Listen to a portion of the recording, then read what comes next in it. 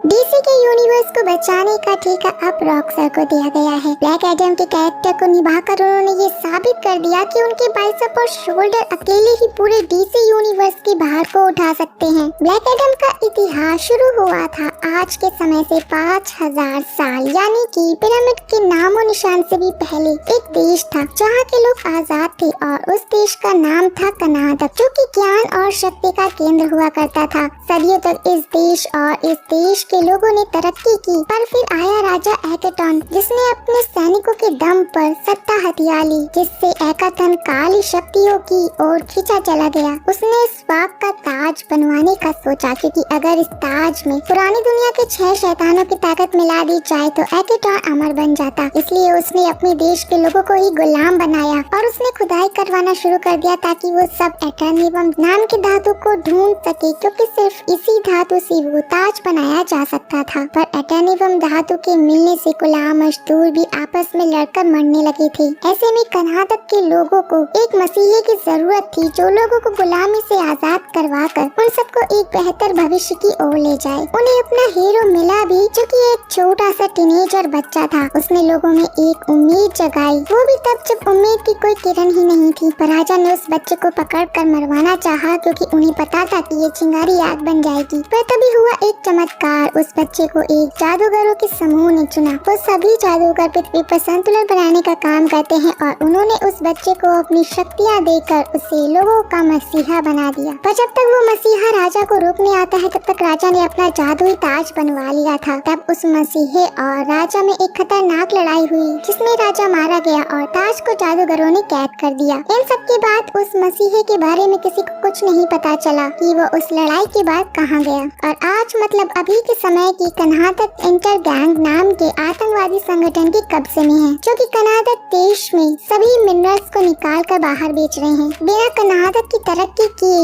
और आज के कर्नाटक को एक सुपर हीरो यानी उनके मसीहे की सबसे ज्यादा जरूरत है। ये सारी बातें हमें एक छोटा सा बच्चा एमियन बता रहा था। वहीं शहर में उसकी भिड़ंत होती है इंटर गैंग के सैनिकों से, जो चेक पॉइंट पर एक गाड़ी की चेकिंग कर रहे थे। थोड़ी बहस करके एमियन वहाँ से भाग जाता है। हमें आगे एक टीम को दिखाया जाता है जिसे एमियन ने चेक पॉइंट पर बड़ी चालाकी से निकलवा दिया था। इस टीम में थे एमियन की मम्मी एंड्रियाना का भाई करीम और एक वैज्ञानिक इस्माइल। इनके अलावा एक दो और साइड कैरेक्टर हैं जिनके बारे में जानना जरूरी नहीं है। वैसे ये टीम बनाकर उस ताज को ढूंढने एक पहाड़ के पास आते हैं, क्योंकि एंड्रियाना को कुछ पुराने दस्तावेजों से पता चला था कि वो ताज इसी पहाड़ पे है। अब वो सब अंदर जाकर उस ताज को ढूंढने लगते हैं और वो ताज उन्हें मिल भी जाता है। पर इंटर गैंग के सैनिक वहाँ पर पहुँच कर सबको गन पॉइंट पर ले लेते हैं। तब तक एंड्रियाना ने वो ताज हासिल कर लिया था, पर अपने दोस्तों की जान बचाने के लिए उसे वो ताज वापस इंटर गैंग के सैनिकों को देना पड़ता है। दरअसल इस्माइल भी इंटर गैंग वालों के साथ था, तो एंड्रियाना खुद को सरेंडर करके जमीन पर लिखा एक मंत्र शाजम बोलती है, जिसके बाद उन सबके सामने आता है डेड एडम। अब सारे सैनिक डेड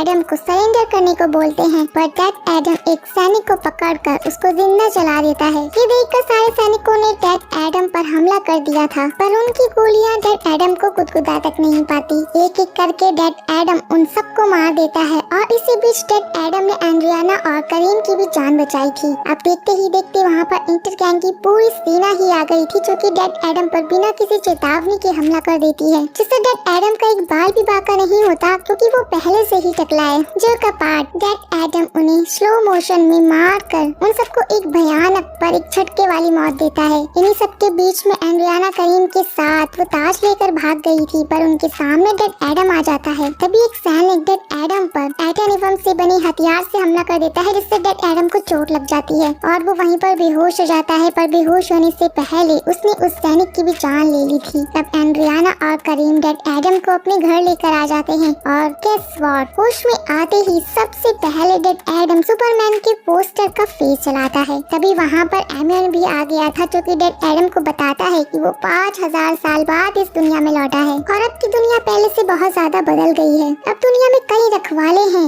एमियन डीसी के सारे सुपर हीरोज के नाम ले लेता है, फिर भी वो सारे सुपर हीरो ना ही कर्नाटक को बचा पा रहे थे और ना ही डीसी को। इसलिए उन्हें और हमें जरूरत है एक नए मसीहे की जो कि कनाडा के साथ डीसी को भी बचा ले। पर डैड एडम वहाँ से जाने लगता है क्योंकि उसका अब इस दुनिया में कोई नहीं है। पर एमियन उसे समझा रहा था कि 5000 साल पहले उसने कनाडा को आजाद करवाने के लिए एक जंग लड़ी थी और आज भी कनाडा के साथ उसके लोग भी गुलाम है और वो आजादी चाहते हैं। पर डैड एडम उनकी बातें नहीं सुनता क्योंकि एमियन उसे सुपर हीरो बनने को और डायलॉग्स बोलने की सलाह भी दे रहा था। अब डैड एडम उड़ता हुआ शहर में घूमने लगता है तो शहर के सभी लोग अपने मसीह को देखकर हैरान और खुश दोनों थे। पर दूसरी तरफ जस्टिस सोसाइटी की चीफ एमेंडा वॉलर हॉकमैन को उसका नया मिशन देती है जिसमें उसे डैड एडम को पकड़कर जेल में बंद करना है क्योंकि उनके हिसाब से डैड एडम दुनिया के लिए एक खतरा है। और वो खतरा क्यों है ये बात हमें आगे पता चलेगी। तो हॉकमैन डैड एडम को पकड़ने के लिए एक सुपर हीरो वाली टीम बनाता है जिसमें से डॉक्टर फेट, ये एक जादुई डॉक्टर है जो फ्यूचर देखने के साथ और भी बहुत सारे करतब दिखाते हैं और जिसे देखकर बच्चे बहुत ही ताली बजाते हैं। दूसरी है साइक्लोन जो तूफान लाती है और इसका IQ 167 है तो ये कितनी होशियार होगी आप समझ सकते हैं। तीसरा है एटॉम स्मैशर जो कि बहुत ही बड़ा हो सकता है। तो अपने नमूनों की टीम लेकर वो सब डैड एडम को पकड़ने के लिए निकल पड़ते हैं। इधर शहर में एमियन और एड्रियाना को इंटर गैंग के सैनिकों ने पकड़ लिया था क्योंकि एड्रियाना एक क्रांतिकारी है जो उनकी वांटेड लिस्ट में थी। तो सैनिक एड्रियाना और एमियन को पकड़ने लगते हैं। तब उन्हें बचाने आता है डैड एडम और एक एक करके वो उन सब की जान लेने लगता है और वो भी बहुत सारे बुरे तरीकों से। इन्हीं सब के बीच में जस्टिस सोसाइटी वाले भी पहुंच गए थे और लोगों को मरता हुआ देखकर वो डैड एडम पर हमला कर देते हैं और भाई साहब क्या लड़ाई होती है। इन सब में सारे एक एक करके डैड एडम से लड़ते हैं पर डैड एडम को कोई नहीं हरा पाता। सबकी बहन वो अकेले ही बचा रहा होता है। सबको उनकी औकात दिखाने के बाद डैड एडम पुराने महल में अपनी बड़ी सी मूर्ति देखने चला आता है। डॉक्टर फीड और बाकी की सोसाइटी वाले एड्रियाना के पीछे थे क्योंकि उन्हें उससे वो ताज चाहिए था। पर वहीं पर एड्रियाना उन सोसाइटी वालों को करारा जवाब देती है कि इतने सालों से इंटर गैंग वाले उनके देश को खोखला कर रहे हैं तब उन्हें बचाने कोई नहीं आया। पर आज जब उनके पास मसीहा आया है तो वो उससे भी पकड़ने आ गए हैं। इस बात का जवाब भी सोसाइटी वालों के पास था। दरअसल डैड एडम की कहानी सोसाइटी के हिसाब से कुछ अलग है। उनकी कहानी के एंड में डैड एडम ने अपने गुस्से में राजा की जान तो ले ली थी। उसकी शक्तियाँ इतनी ज्यादा बढ़ गई थी कि उससे पूरा कनाडा बर्बाद हो गया था। तो डैड एडम ने दुनिया बचाई नहीं बल्कि बर्बाद की थी। खैर एड्रियाना के पास तो वो ताज नहीं था क्योंकि उसने उस ताज को अपनी बेटी एमियन को दे दिया था। पर घर पहुंचने पर एमियन की मुलाकात होती है इस्माइल से जो कि यहाँ पर वही ताज लेने आया है। करीम को गोली मार कर अब वो इंटर गैंग वालों को एमियन के पीछे लगा देता है। पर एमियन घर के एक सीक्रेट बंकर में छुप कर अपनी सारी कंडीशन एड्रियाना को बता देता है। तो एड्रियाना सोसाइटी वालों और डैड एडम के बीच सुलह करवाकर उनके साथ एमियन को ढूंढने को बोलती है क्योंकि एमियन के पास ही वो ताज था। डैड एडम तुरंत ही अपने छोटू को बचाने निकल पड़ता है और एमियन को बचाकर एडम सबकी जान लेने लगा था।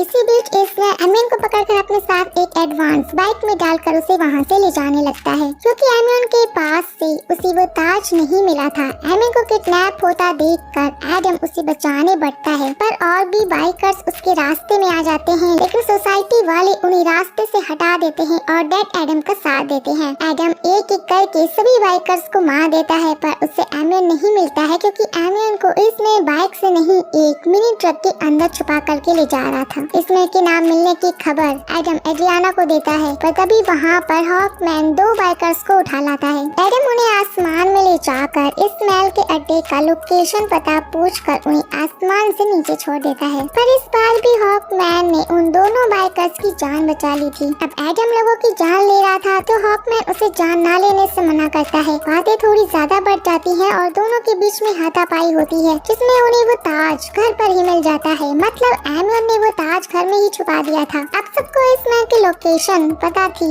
और एड्रियाना के कहने पर एडम भी सोसाइटी वालों के साथ में एमियन को बचाने के लिए तैयार हो जाता है। अब हॉकमैन अपने सुपर जेट में बैठकर हमला करने का प्लान बना ही रहा था कि एडम इस्माइल के सैनिकों पर टूट पड़ता है और पलक झपकते उसने सबकी जान ले ली थी। पर इस्माइल ने खुद को इंटरव्यू से बने एक चैम्बर में कैद कर रखा था। अब एडम की शक्तियाँ उस पर काम नहीं करती तो इस्माइल बचा हुआ था। तब तक सोसाइटी के साथ एड्रियाना भी वहाँ पर आ गई थी तो इस्माइल उनसे एमियन के बदले वो ताज मांगता है। इसलिए एड्रियाना अपनी बेटी की जान बचाने के लिए वो ताज उसको दे देती है। यहीं पर इस्माइल हमें ये बताकर शॉक करता है कि वो राजा एप्टन का वंशज है जो इस ताज को पहनकर शैतानों को बुलाएगा। ये सब बताते हुए उसने एमियन पर गोली चला दी थी। तो अब डैड एडम ने एमियन को उस गोली से तो बचा लिया था, लेकिन तब तक एस्मेल ताज पहन कर इस बात बोल देता है, जिससे गुस्सा होकर दैट एडम अपनी फुल पोटेंशियल में आता है और अपनी पावर्स की मदद से वो उसको जलाकर मार देता है। दरअसल अभी दैट एडम का अपनी पावर्स पर कंट्रोल नहीं है, इसलिए इससे अभी एड्रियाना, एमियन और साइक्लोन माने जाने वाले थे, पर डॉक्टर फेट, हॉकमैन और एटम स्मैशर ने किसी तरह से सबकी जान बचा ली थी। फिर भी एमियन घायल हो गया था, जिसे देखकर एडम अपने महल में वापस आता है। उसके पीछे पीछे हॉकमैन भी वहाँ पर आ गया था। तब दैट एडम उसे अपनी असली सच्ची कहानी बताता है कि कन्हादा का रखवाला और जादूगरों का बनाया हुआ मसीहा वो नहीं, उसका बेटा था, पर उसके बेटे से बदला लेने के लिए राजा ने उसे और उसकी पत्नी को मार दिया। और जब उसका बेटा घर आया और अपनी माँ को मरा हुआ देखा, साथ में पिता को घायल देखा, तो उसने बिना किसी देरी के अपनी सारी शक्तियाँ अपने पिता को दे दी, जिससे उसके पिता ठीक हो गए, पर राजा के सैनिकों ने उसे मार दिया। इसके बाद दैट एडम अपनी बेटी और वाइफ का बदला लेने के लिए राजा के पास जाता है। अपने बदले की आग में वो इतना अंधा हो गया था कि उसने राजा के साथ पूरे देश को ही खत्म कर दिया। इस बात की वजह से जादूगरों ने दैट एडम को कैद कर लिया। ये सारी बातें हॉकमैन को बताकर दैट एडम शाज़म बोलता है, जिससे वो वापस से नॉर्मल इंसान बन जाता है, ताकि हॉकमैन उसे पकड़कर जेल में बंद कर दे, क्योंकि अब दैट एडम को भी लगने लगा था कि वो दुनिया के लिए खतरा है। दैट एडम को जस्टिस सोसाइटी वालों की एक खुफिया एडवांस जेल में डाल दिया जाता है, वो भी इस तरह की वो कभी शाज़म वर्ड को दोबारा बोल नहीं पाए। इन्हीं सबके बीच में एमियन भी रिकवर हो गया था। सोसाइटी को ताज देने से पहले एड्रियाना उस ताज का निरीक्षण कर रही थी, जिसमें वो उस ताज पर लिखे मुहावरे को सुलझाती है, जिसमें लिखा हुआ था कि मौत ही जीवन की चाबी है। मतलब इसमें जानबूझकर मरा है ताकि वो वापस लौट सके, और होता भी कुछ ऐसा ही। इस बात का नाम लेते ही इसमें एक जीवन में बदल जाता है, वो भी जल्दी से तबाही मचाने कहाँ तक आता है। इसी बीच में हॉकमैन को उसकी मौत के बारे में डॉक्टर फेट ने उसे बता दिया था, पर हॉकमैन मरने से नहीं डरता, पर डॉक्टर फेट महल के चारों ओर एक शील्ड बनाकर एस्मेल से लड़ने जाते हैं, ताकि उसके दोस्त हॉकमैन की जान बच सके। डॉक्टर साहब की जादूगरी एस्मेल पर काम नहीं कर रही होती है, तो वो अपने जादू से दैट एडम को जगा देते हैं। जागते ही दैट एडम अपने चैम्बर से निकलकर सभी गार्ड्स को मारकर वहाँ से निकल जाता है। इधर एस्मेल सबको बहुत बुरी तरीके से हरा रहा था, जिसमें उसने सबसे पहले डॉक्टर फेट को मारा और धीरे धीरे बाकी के बच्चे सोसाइटी वालों को मार रहा था। इन सब के बीच में इस्माइल ने जहन्नुम का रास्ता भी खोल दिया था, जिससे शहर में मुर्दे जिंदा होकर घूमने लगे थे। पर एमियन ने अपने शहर के लोगों को मोटिवेट किया और अब वो सब मिलकर मुर्दों से लड़ रहे थे। तभी उन सभी पर इस्माइल एडम की बड़ी सी मूर्ति गिरा देता है, पर समय रहते वहाँ पर दैट एडम आ जाता है और उस मूर्ति का भार एटम स्मैशर के कंधों पर देकर सीधा इस्माइल से भिड़ने जाता है। दोनों के बीच में टाके की टक्कर होती है, पर बीच में हॉकमैन आता है और उससे इस्माइल मार देता है। पर ये सब हॉकमैन का एक छलावा था, जो उसने अपने दोस्त डॉक्टर फेट के हेलमेट के इस्तेमाल से किया था। हॉकमैन इस्माइल को पकड़ता है और दैट एडम इस्माइल के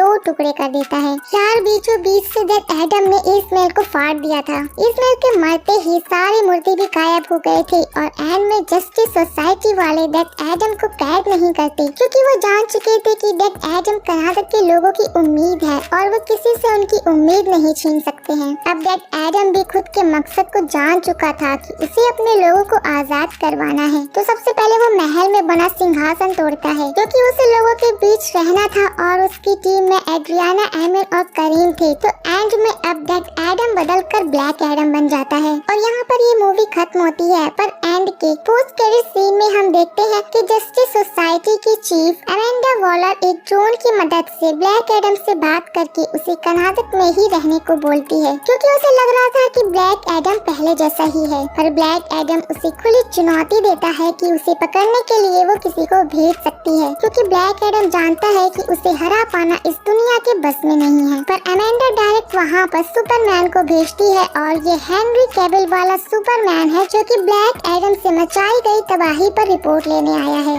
सो बी रेडी गाइस, यहाँ पर सुपरमैन वर्सेस ब्लैक एडम होने के चांसेस पूरे 100% हैं। तो गाइस आप लोगों को ये वीडियो कैसा लगा हमें कमेंट करके जरूर बताइएगा।